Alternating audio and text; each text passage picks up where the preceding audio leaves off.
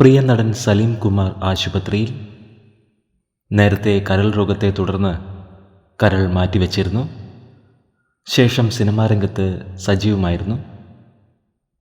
എന്നാൽ കഴിഞ്ഞ കുറച്ച് നാളുകളായി നടൻ്റെ ആരോഗ്യാവസ്ഥ മോശമാവുകയായിരുന്നു. തുടർന്നാണ് കൊച്ചിയിലെ അമൃത ആശുപത്രിയിൽ പ്രവേശിപ്പിച്ചത്. അവസ്ഥ അല്പം ഗുരുതരമാണ് എന്നാണ് പുറത്തുവരുന്ന റിപ്പോർട്ടുകൾ സൂചിപ്പിക്കുന്നത്. നിലവിൽ സലീം കുമാർ വെന്റിലേറ്ററിലാണ്. നടൻ വേഗം സുഖം പ്രാപിക്കുന്നതിന് വേണ്ടിയുള്ള പ്രാർത്ഥനയിലാണ് പ്രിയപ്പെട്ടവർ.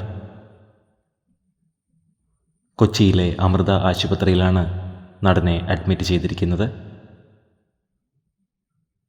സലീം കുമാർ വേഗം സുഖം പ്രാപിക്കുമെന്ന് നമുക്ക് പ്രതീക്ഷിക്കാം.